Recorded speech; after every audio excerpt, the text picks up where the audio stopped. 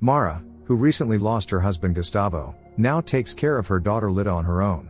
The woman decides to sell their house in the forest, the one her husband loved so much. Gustavo's brother, Louis, is also going there, along with his wife Elena and their son Danny. Mara is taking the tragedy very hard, as is Louis, although he tries to stay strong for the sake of the family. She plans to buy a new house, closer to Louis and Elena. Lita is upset, because she likes this house very much. But it is unbearable for Mara to come here, because everything reminds her of Gustavo. Their neighbor, Santiago, stops by. He gives Lita a dried butterfly to cheer her up. Santiago is so kind that he even offers to help carry the boxes with their belongings. Mara has never really talked much with Santiago, but her husband used to spend a lot of time with him. Suddenly Lita notices through the window that it is snowing. But in fact it is not snow, it is ash. It turns out that because of the drought, wildfires are raging in these areas and continue to spread. Fire breaks are not helping. Everyone believes they need to pack their things and leave as soon as possible. According to the news, the fire will reach this place by night. The children argue over a pair of binoculars. In the end Lita takes them and reminds her mother about the promise to go for a walk in the forest together, to say goodbye. Mara explains that they cannot because of the fire. The girl starts whining. The woman has no patience for this right now. She snaps and shouts at her daughter. Elena understands how hard this is for Mara. Gustavo chose not to fight until the end, not even for them. Offended, Lita takes the photo frames with family pictures, the ones her mother wanted to throw away, and goes to the lean-to where she used to play. She misses her father very much. The girl's disappearance is only noticed when everyone is already about to leave. Mara checks every room. Danny has no idea where the girl is either. Santiago says he saw Lita at the lean-to. But she is no longer there, only the photographs remain. Mara and Louis search the surroundings, calling Lita by name, while Elena stays in the car with Danny. Santiago joins the search. It seems the girl has gotten lost in the forest. They do not have much time because the fire is rapidly approaching. The search leads nowhere, so they call the police. Mara explains that her 8-year-old daughter went missing after lunch. Santiago was the last person who saw her. The officers ask him a few questions. Santiago works for the Environmental Protection Department and is responsible for fire safety. Search teams are already on their way. The officers are sure that Lita could not have gone far. In any case, an evacuation is underway in this area. The roads will soon be closed, and everyone will have to leave the fire zone and return to the city. Mara refuses to leave without her daughter, no matter how much the officers assure her that Lita will be found. Everyone is on edge. The rapid approach of the fire only makes the tension worse. Mara does not care what the police said, she is staying no matter what. But the woman insists that Louis and his family leave, because staying is too dangerous. However, they cannot leave her alone. Meanwhile, while the firefighters battle the blaze, the search team looks for Lita in the forest. Danny would like to go search for Lita too. Elena promises her son that the girl will come back. They are doing everything they can.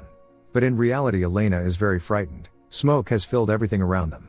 Louis calms his wife, saying that the fire is still far enough away and that they will definitely manage to get out in time.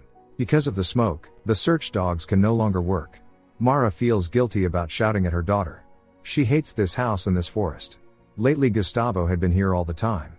They had not yet exhausted every treatment option, but he gave up. If Gustavo were alive now, he would certainly know what to do. Mara receives a call from the police and hears something she does not want to believe. The search is being suspended until the wind changes direction. Louis wants his wife and son to stay in the house while he goes with Mara to search for Lita. They only have one car, so they ask Santiago to lend them his vehicle to search the forest. He agrees without hesitation and offers to join the search. Unexpectedly Mara asks Santiago if she can take a look inside his cabin.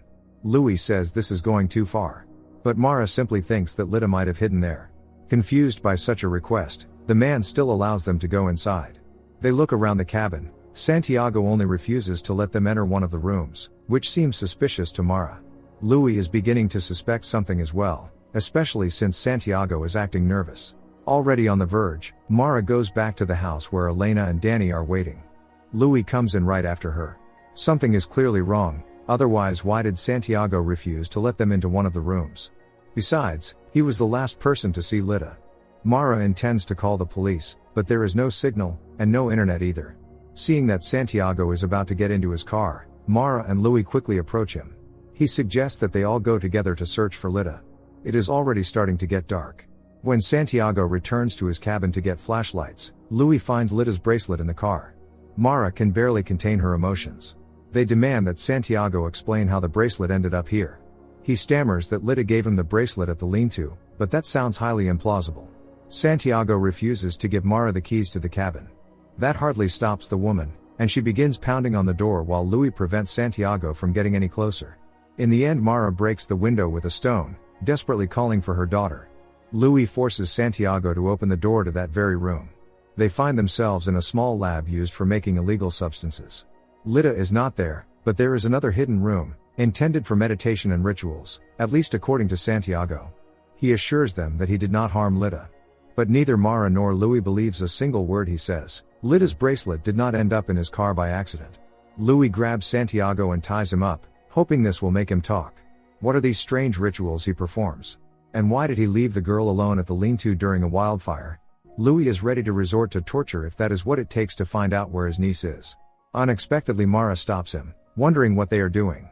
She would rather leave this to the police, but there is still no signal. They are at a dead end. Mara can no longer keep her composure. Louis says he will stop if that is what she wants. The woman nods. They find a two-way radio and try to contact the police, but to no avail. Mara is even afraid to think about the worst. Obviously, Santiago has something to hide. Mara knows she will not survive losing her daughter after already losing her husband. Louis promises that he will not let that happen. They search every corner of the cabin, hoping to find at least something that might lead them to Lita.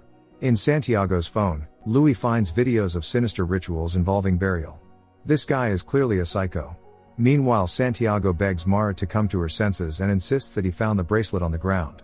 Louis tells Mara not to take her eyes off Santiago, grabs a shovel and heads into the forest, to the place where, judging by the last video, Santiago dug a pit. Mara is certain this man is hiding more than he is saying, and she tries to force him to confess everything, but he keeps insisting that he knows nothing. Seeing her husband digging, Elena goes over to him and asks what is happening. Louis shows her the video. Santiago repeats that he is harmless, no matter how suspicious all this may look. He only helps people go beyond the limits of ordinary understanding and stop fearing death. Santiago uses unconventional treatments for terminally ill patients in the final stage. These words make Mara realize why her husband had been spending so much time with Santiago lately. Gustavo chose to spend the last day of his life alone in the house in the forest, without his family. In the pit they find not a body, but tree branches wrapped in a sack. Louis cannot hold back a cry of despair. Santiago is playing with them while the fire continues to spread relentlessly. Santiago digs pits for a ritual of spiritual rebirth. Incurably ill people who have lost all hope come to him. On that fateful day he met Lita at the lean-to. The girl looked sad because her mother wanted to throw away the family photographs so that nothing would remind them of her dad anymore. Santiago told the girl that he had tried to help her father. He could not cure Gustavo, but he could help him stop being afraid. Lita gave Santiago her bracelet. It was a gift from her mother anyway, and the girl no longer wanted to wear it. He said they needed to leave because the fire was approaching. The girl promised she would leave a little later, once she had said goodbye to the lean-to. As soon as Santiago drove away, someone else appeared. Now Elena is trying to process the fact that her husband had tied up another person. She says this is wrong. What if they are mistaken? But Louis sees no other way. While the adults argue, Danny goes into the cabin and sees Santiago tied up. The man in tears begs the boy to help him, otherwise his parents could end up in prison. They have caught the wrong person. Santiago knows this forest like the back of his hand, so only he can find Lita. Elena tries to stop this madness before it is too late. Danny unties Santiago, but Mara manages to lock the door from the outside. Louis has no intention of backing down, at least not until he learns that Mara has locked Danny inside with Santiago. The woman refuses to hand over the key, assuring Louis that Santiago will not harm Danny. Mara cannot miss the chance to find her daughter. Louis snatches the key and unlocks the door. Santiago is forced to take Danny hostage in order to secure a chance to escape. The man also needs the car keys. The situation escalates. At first Santiago abducts Danny and drives off in the car, but he releases him at the first opportunity. The boy freezes in terror. Taking advantage of the hesitation, Louis attacks Santiago. A brutal fight breaks out between the men. In order to save his life, Santiago shouts that he knows where Lita is, but he will only tell the police. They demand that Santiago take them there right now. Louis tells his wife to take the car and leave with their son. Elena is afraid of her husband. Until this moment she never thought he was capable of such cruelty. The man believes he had no other choice. Santiago leads Mara and Louis into the forest, straight toward the fire. But it is only a way to buy time. At the first opportunity Santiago runs away. All three lose their bearings in the forest. Suddenly Santiago hears Lida's voice calling for help. He finds the girl. She has fallen into a pit and cannot climb out. He tries to reach her. Hearing Santiago's voice, Mara runs there. In the meantime, he pulls Lida out of the pit with the help of a stick. The woman still believes Santiago is behind all of this, and in a rage attacks him. Once she is sure the man is unconscious, Mara takes her daughter and walks away, leaving Santiago there.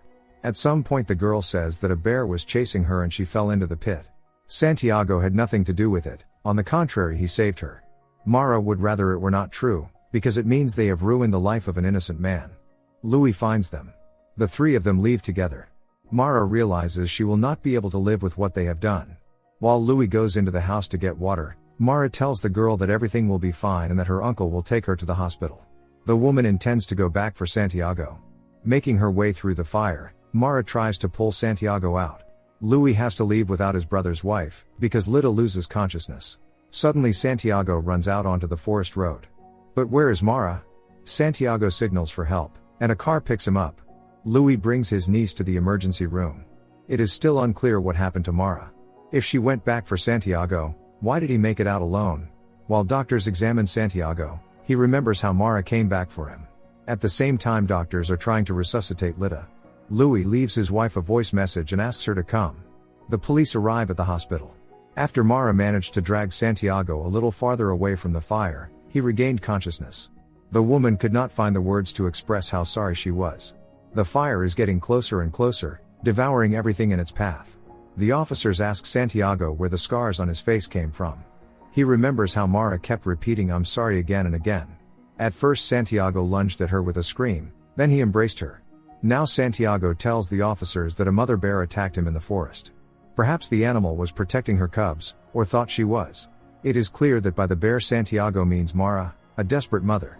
The man tells the officers that he does not intend to press charges. It would be rather amusing to imagine a bear in prison. Lida's life is no longer in danger. After escaping the fire, Santiago ran toward the forest road, while Mara was trying to calm herself down. She encountered a bear, but the animal did not harm her. Elena and Danny arrive at the hospital. Louis looks at his wife, hoping that everything will return to the way it was before. Rescuers lead Mara out of the fire zone. Soon the flames retreat. Mara says goodbye to the house, forever. Santiago stops by to give Lida a flower, a fire lily. It grows only after a fire, among the ashes. Mara thanks him with tears in her eyes.